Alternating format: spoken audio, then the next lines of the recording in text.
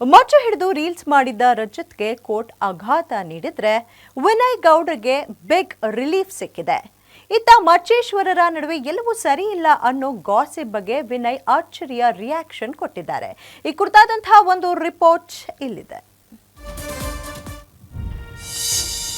ಮಚ್ಚೇಶ್ವರನಿಗೆ ಮತ್ತೊಮ್ಮೆ ಶಾಕ್ ಕೊಟ್ಟ ಖಾಕಿ. ವಿನಯ್ಗೆ big relief, ರಜತ್ಗೆ ಮತ್ತೆ ಜೈಲು.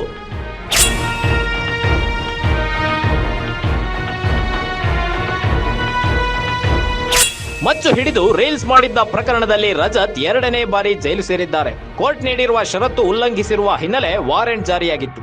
ವಾರೆಂಟ್ ಜಾರಿ ಬೆನ್ನಲ್ಲೇ ವಿಚಾರಣೆಗೆಂದು ಬಸವೇಶ್ವರನಗರ ಪೊಲೀಸರು ರಜತ್ನ ಠಾಣೆಗೆ ಕರೆಸಿದ್ರು. ಈ ಬಾರಿಯೂ ಶರ್ಟ್ ಬಟನ್ ತೆಗೆದು ದೌಲತ್ತಲ್ಲೇ ಸ್ಟೇಷನ್ಗೆ ಬಂದ ಮಚ್ಚೇಶ್ವರನಿಗೆ ಕೋರ್ಟ್ ಬಿಗ್ ಶಾಕ್ ಕೊಟ್ಟಿದೆ.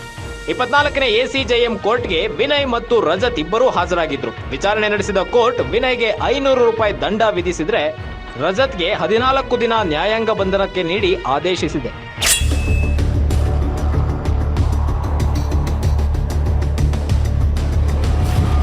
ಕೋರ್ಟ್ನಲ್ಲಿ ಆರೋಪಿ ಪರ ಲಾಯರ್ ಪ್ರಕಾಶ್ ವಾದಿಸಿ ರೀಲ್ಸ್ ಪ್ರಕರಣದಲ್ಲಿ ಆರೋಪಿ ರಜತ್ಗೆ ಮಾತ್ರ ವಾರೆಂಟ್ ಇದೆ, ವಿನಯ್ ಸ್ವತಃ ಕೋರ್ಟ್ಗೆ ಹಾಜರಾಗಿದ್ದಾರೆ, ಅವರ ಮೇಲೆ ವಾರೆಂಟ್ ಇಲ್ಲ, ಇನ್ಮೇಲೆ ಈ ರೀತಿ ಆಗದಂತೆ ನೋಡ್ಕೊಳ್ತೇವೆ ಅಂತ ವಾದಿಸಿದ್ರು. ಆದ್ರೆ ಫಸ್ಟ್ ಹಿಯರಿಂಗ್ ನಲ್ಲಿಯೇ ಇವರು ಕೋರ್ಟ್ಗೆ ಬಂದಿಲ್ಲ, ಹೀಗಾಗಿ ಜಾಮೀನು ರದ್ದು ಮಾಡಬೇಕು ಅಂತ ಪೊಲೀಸ್ ಪರ ವಕೀಲರು ವಾದಿಸಿದ್ರು.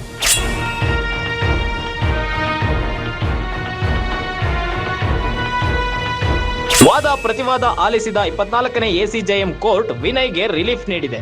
ರಜತ್ಗೆ 14 ದಿನಗಳ ಕಾಲ ನ್ಯಾಯಾಂಗ ಬಂಧನಕ್ಕೆ ನೀಡಿ ಆದೇಶಿಸಿದೆ.